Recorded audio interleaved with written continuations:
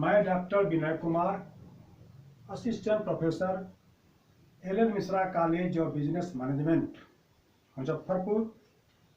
आज मैं आप सभी को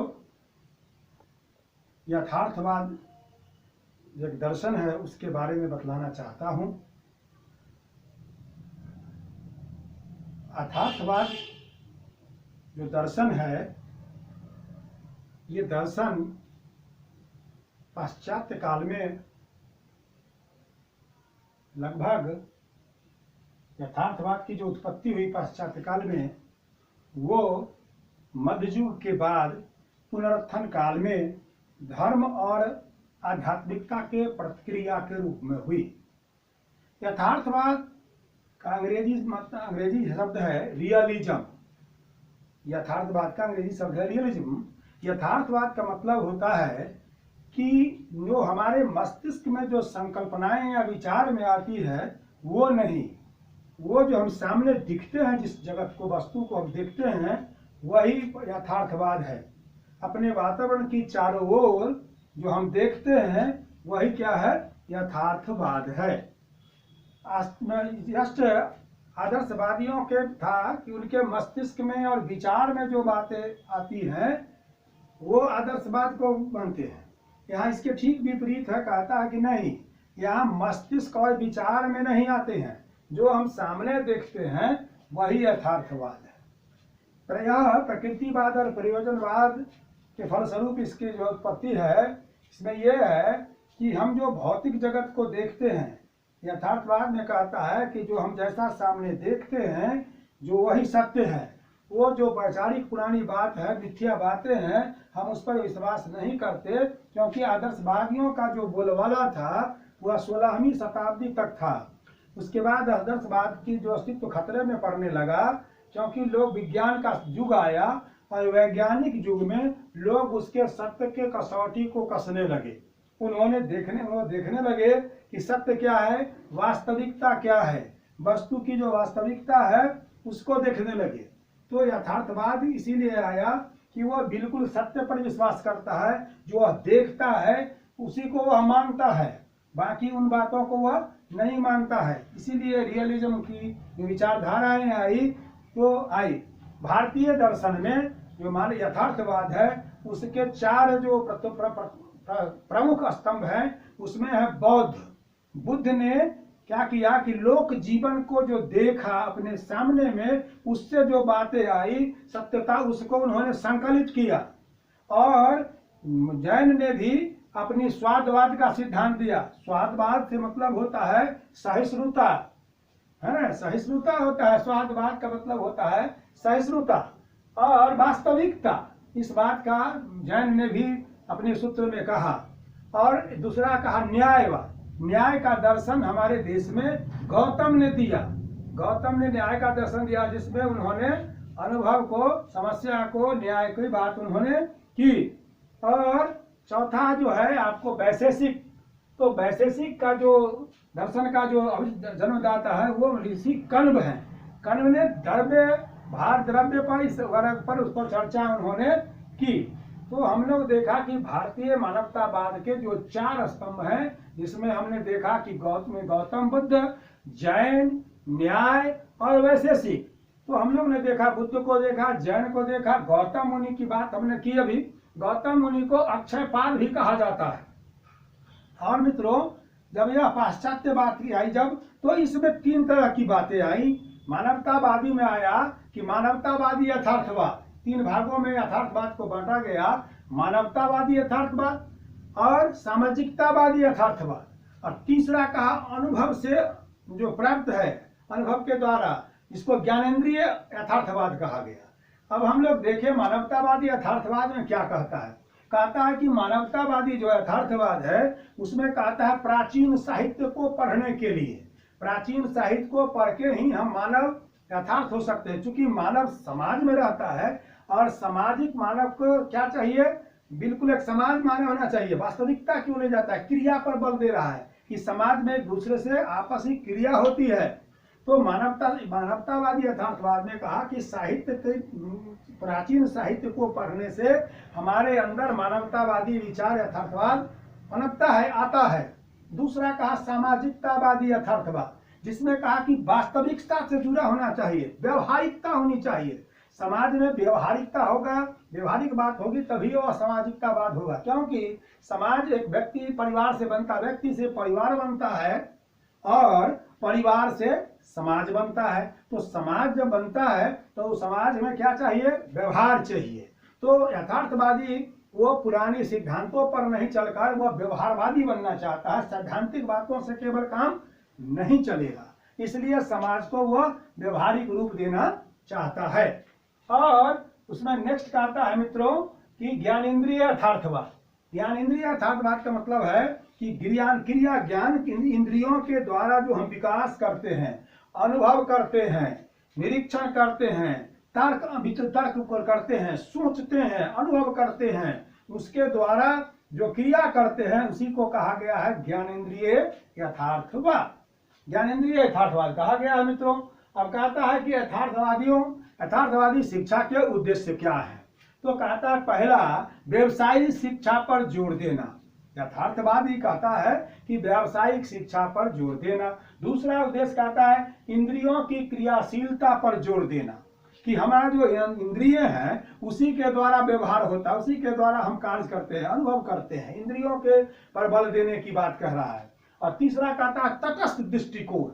यथार्थवादी कहता है कि जो सत्य है, जो उसको वैज्ञानिक दृष्टिकोण कहा गया, तटस्थता के साथ बात करिए, जो सच है उसी को आप बोलिए, केवल आप पुरानी मान्यताओं पर आप नहीं कह सकते हैं। जो आप देखते हैं तटस्थ भाव होकर के वैज्ञानिक जो सत्य आ रहा है उसी को आपको प्रकट करना है, यथार्थवादी कहता है।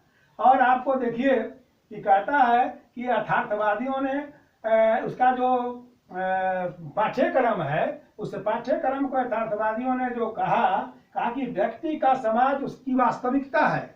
यथार्थवादियों ने अपने पाठ्यक्रम में चर्चा किया कि व्यक्ति का जो समाज है वो क्या, व्यक्ति यथार्थवादी जो दर्शन है उस दर्शन में कहा गया कि व्यक्ति का समाज उसका वास्तविकता है।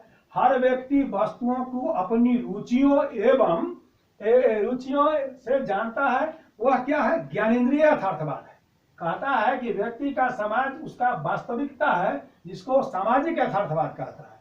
दूसरा कहता है हर व्यक्ति वस्तुओं को अपने इंद्रियों के द्वारा जानता है, वह क्या है, ज्ञानेन्द्रिय यथार्थवाद है। और नेक्स्ट कहता है मित्रों कि हर व्यक्ति अपनी रुचियों, क्षमता की जो जरूरत होती है उसके अनुसार जो कार्य करता है उसी को मानवतावादी यथार्थवाद कहा गया है। अब हम लोग मित्रों देखें कि यथार्थवादी पाठ्यक्रम क्या है। तो उसमें कहता है पहला कि जीवन की वास्तविकता यानी सामाजिक और व्यक्तिगत जरूरतों के हिसाब से होती है। दूसरा कहता है कि जीवन में क्रियाओं को प्रमुखता देना। यथार्थवादी कहता है कि जीवन में आप क्रियाओं को प्रमुखता दें। तीसरा कहता है शारीरिक और मानसिक विकास को ध्यान में रखकर उसके महत्व को ध्यान देना। शिक्षा लेने वाले, नेक्स्ट कहता है शिक्षा लेने वालों की जो क्षमता है और उनके रुचियों को ध्यान में रखना। और नेक्स्ट कहता है अलग अलग तरह की क्रियाओं में आपसी संबंध बनाना। तो इनके लिए इन्होंने जो पाठ्यक्रम में विषय दिया उसमें इतिहास दिया, साहित्य दिया, भूगोल दिया, विज्ञान दिया, व्यवसायिक शिक्षा की बात की। इनके जो पाठ्यक्रम है उसमें विज्ञान, सामाजिक विज्ञान, चूंकि सामाजिकता से जीता है तो समाज शास्त्र, नागरिक शास्त्र, विज्ञान, ज्यामिति, गणित, तर्कशास्त्र आदि बातों को पढ़ने की पाठ्यक्रम में आदि बातों को उन्होंने लाया। अब हम लोग देखें कि यथार्थवादी विधियां क्या है। शिक्षण विधियां जो है वो स्थूल से सूक्ष्म की ओर है। कहता है कि आज्ञानात्मक पद्धति, बेकन ने कहा था कि आज्ञानात्मक पद्धति से शिक्षा देनी चाहिए। परिधि विस्तार पद्धति से कहा कि परिधि विस्तार पद्धति से शिक्षा देना चाहिए। जो आधार है उसको आधार मानकर, जो हमारा समस्या सामने है उसको मानकर आगे हमको परिशिक्षा देनी चाहिए। और नेक्स्ट कहा मित्रों कि उसमें मॉडल और चित्र बनाकर की शिक्षा हमें देनी चाहिए। मॉडल बनाकर, सूक्ष्म की वो जो हम जब सूक्ष्म की बात करते हैं तो उसमें चित्र बनाना चाहिए। मॉडल बना करके, चित्र बना करके हम शिक्षा देने की बात उसमें कहता है यथार्थवादी। और मित्रों कहता है कि नेक्स्ट कहता है मित्रों कि पाश्चात्य परंपरा, उसमें कहता है मित्रों कि नेक्स्ट कहता है कि उसका शिक्षक कैसा हो, कहता है कि अध्यापक को इस प्रकार से प्रेरित करना चाहिए कि समाज की जो समस्याएं हैं उन समस्याओं को, उनके रुचियों को देखते हुए समस्याओं को सुलझाने का, उनको बनाने के लिए तैयार करना चाहिए। नहीं, मानव जीवन को इस प्रकार करना चाहिए कि वह व्यवहारिक हो और अपनी समस्याओं का समाधान कर सके। इस प्रकार करना चाहिए। शिक्षक को बच्चों के रुचियों के हिसाब से मनोविज्ञान के द्वारा उनको समझना चाहिए और उनसे कार्य कराना चाहिए। बिल्कुल कार्य कराने की बात कहता है, प्रेरित करना चाहिए, क्रिया पर बल देना चाहिए और उनको व्यवहारिक बनाना चाहिए। क्यों? कि उनको समाज में रहना है। तो सामाजिक यथार्थवाद तभी पूरा होगा जब वह वास्तविकता से रूबरू होगा और क्रिया करेगा। क्रिया अर्थात ज्ञानेंद्रिय यथार्थवाद तभी पूरा होगा जब हम उसको क्रिया पर बल देंगे, ज्ञानेंद्रियों के द्वारा जो वो क्रिया करेगा। नेक्स्ट कहता है मित्रों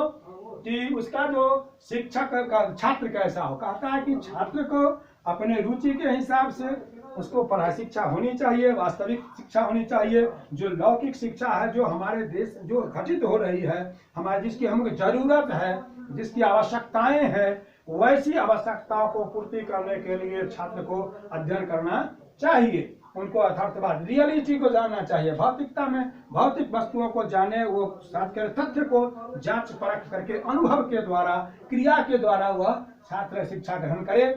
और अनुशासन की बात कहता है कि वह अनुशासन में कहता है कि सीमित अनुशासन, सीमित स्वतंत्रता के पक्षधर थे। उन्होंने अनुशासन में कहा कि अनुशासन ऐसी हो कि गर्मी के दिनों में उनको, गर्मी के दिनों में कई मीलों दौड़ाया जाए, नंगे पांव बर्फ पर चलाया जाए, उनको नंगे पांव बर्फ पर चलाया जाए, गर्मी के दिनों में उनको कितने किलोमीटर तक दौड़ाया जाए, उनको बैठाया जाए, 24 घंटे तक निराहार रखकर उनको रखा जाए और इन बातों की आलोचना, इन बातों की समस्याएं और इन बातों को दूसरे को नहीं कहें, इस तरह के अनुशासन रखने की बात उन्होंने की है। तो मित्रों, आपने देखा कि यथार्थवाद जो है, मानवतावादी यथार्थवाद को हमने देखा, सामाजिकतावादी यथार्थवाद को देखा, ज्ञानेंद्रिय यथार्थवाद को देखा। तो यथार्थवादी अस्तित्ववाद के बिल्कुल विपरीत है। अस्तित्ववाद में सिद्धांतिक बात होती है, विचार मनुष्य के मस्तिष्क में आता है। यहाँ कहता है मस्तिष्क और शरीर आपस में मिलकर कार्य करते हैं और वही देखते हैं, जो देखते हैं वही उसी की व्याख्या करते हैं, जो सामने पाते हैं वही बात वो सामने रखते हैं। इस प्रकार हम लोगों ने देखा कि यथार्थवाद किस तरह का दर्शन देता है। यथार्थवाद में सच्चाई से बात होती है, भौतिक वस्तुओं के अस्तित्व की बात होती है, जो हम देखते हैं वही करते हैं। तो हम लोगों ने शिक्षण विधि देखा, पाठ्यक्रम देखा, छात्र देखा, अनुशासन देखा और उसके उद्देश्य को हम लोगों ने देखा मित्रों। तो यही हमारा यथार्थवाद है। इसको और भी हम लोग मित्रों विस्तार से इसको पुस्तकीय अध्ययन के द्वारा, इनके विभिन्न दार्शनिकों के विचारों को द्वारा इसकी धारा को बढ़ा सकते हैं, इसको पढ़ के इसको और व्याख्या कर सकते हैं। तो समय सीमा होने के कारण मित्रों हम इसकी जो हमने इसके मुख्य तत्व थे उसको आपके सामने रखा, उसकी बातें आपसे की। और नेक्स्ट इसके लिए अगर कोई सुझाव आपका है मित्रों, इसमें कोई कमी रह गई तो आप हमको सुझाव दें, मैं पुनः इसको लेकर अगले कड़ी में आऊँगा। बहुत बहुत धन्यवाद मित्रों, आपको बहुत धन्यवाद।